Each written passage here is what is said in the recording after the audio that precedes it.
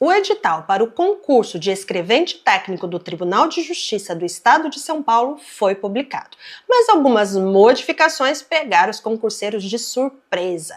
E aí, quer saber quais são as principais mudanças desse edital? Então fique aqui comigo que nesse vídeo eu vou te falar tudo sobre isso.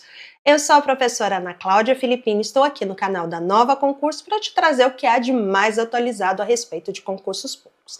Mas antes de começar, eu quero te convidar. Se você ainda não é inscrito no canal, se inscreva, ative as notificações, curta, compartilhe os nossos vídeos. Isso é muito importante para que a Nova continue a produzir conteúdo de qualidade para você. Vamos então falar um pouco dessas principais mudanças, mas sem antes falar um pouco desse edital, esse edital que foi publicado no dia 1º de agosto. Prevê apenas cadastro de reservas, no entanto, já se sabe que vão ser convocados. Sim, por quê? Porque foi aprovada a lei complementar que aumenta 720 cargos de escrevente técnico no tribunal e cria, além disso, mais 80 vagas. E, além de tudo isso, além de mais 720 vagas que foram criadas, tem-se 2.857 cargos vagos, de acordo com o portal da transparência do Tribunal de Justiça. Isso significa que sim, vai ter sim contratação, vai ter sim nomeação, porque precisa de gente. O tribunal, ele precisa de mais servidores. Qual tipo de concurso? Escrevente técnico judiciário, que tem como requisito o ensino médio. A banca é a VUNESP e a remuneração é de R$ 6.345, isso sem contar os benefícios para este cargo. O que eu tenho além disso? Eu tenho que as inscrições elas começam a partir do dia 13 e vão até o dia 22 de setembro, sendo que eu tenho um período de inscrições de pedido de isenção parcial entre o dia 13 de agosto ao dia 17 de agosto. Pagamento no dia 23 de setembro e provas a serem realizadas no dia 7 de dezembro.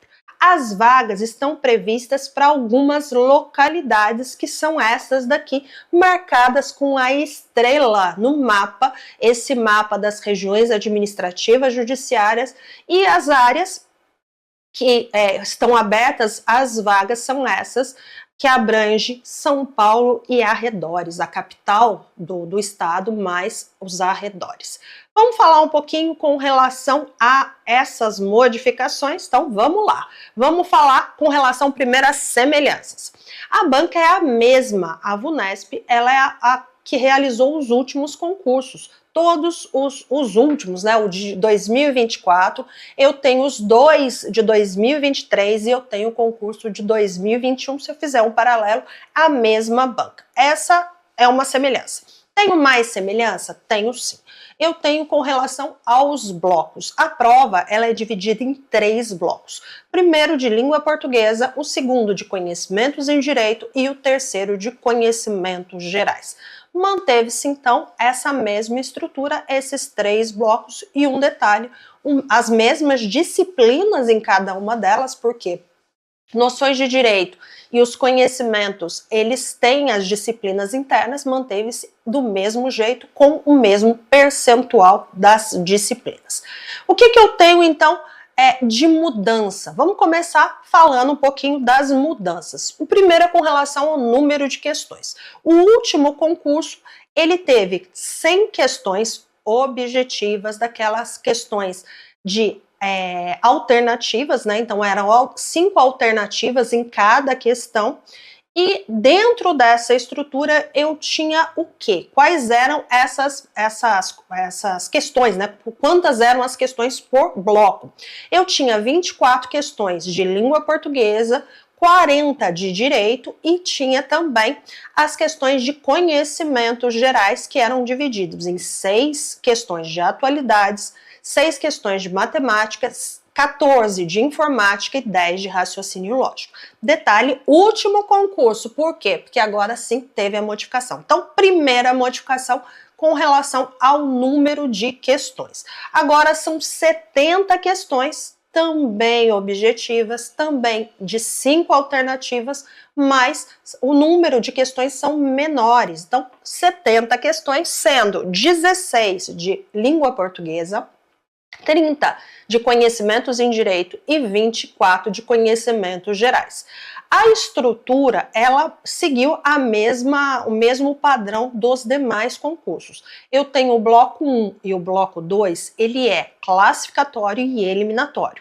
O bloco 3, ele é apenas classificatório. Então, manteve essa estrutura e mudou-se a divisão das questões, mesmo porque agora diminuiu a quantidade de questões. No bloco 3, eu tenho agora 4 questões de atualidades, 4 questões de matemática, 9 de informática e 7 de raciocínio lógico. Então, primeira modificação, essa, que é com relação à quantidade de questões. Eram 100 questões, passou-se para 70. Qual a segunda modificação? Tempo de prova. Antes eu tinha 4 horas de prova, agora são 5 horas de prova.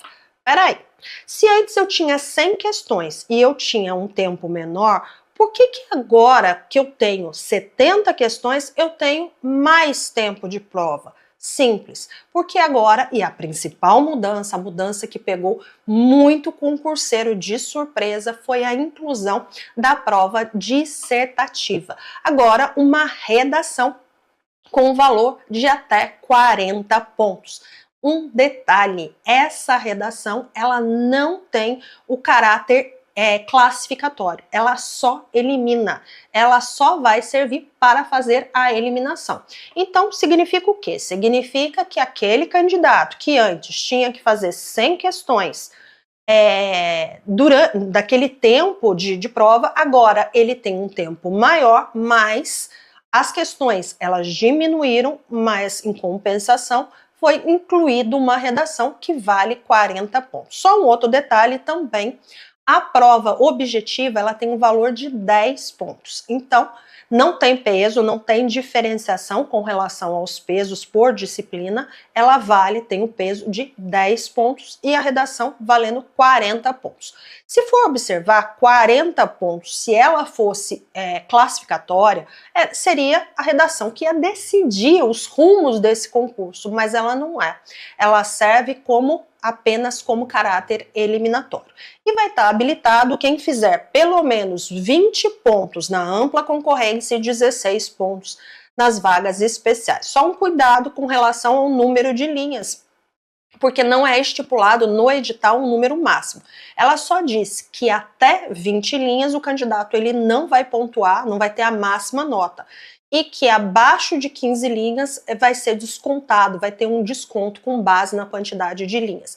Prevendo mais ou menos com base nos editais, com base nos concursos públicos, já se espera uma redação entre 20 e 30 linhas, apenas com caráter eliminatório. Essa é uma grande modificação, mas tem mais? Tem sim. Até os últimos concursos existia uma prova prática, essa prova não tem mais.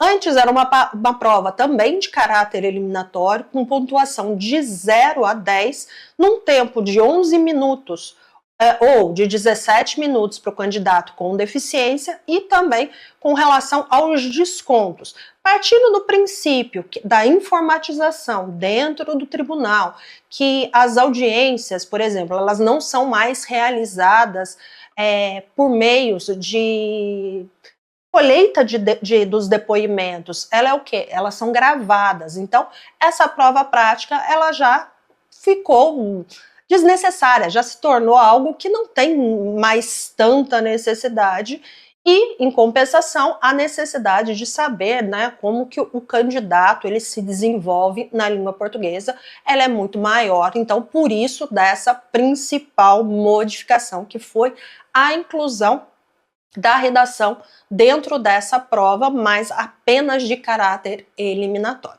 Agora, se você está querendo prestar esse concurso, a Nova ela tem uma grande oportunidade para você.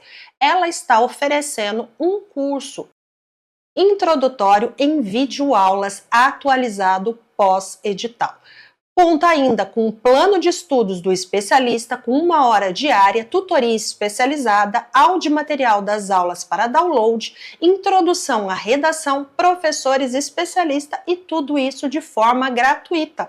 Isso mesmo, de R$ 297 por apenas nada, ele é 100% gratuito.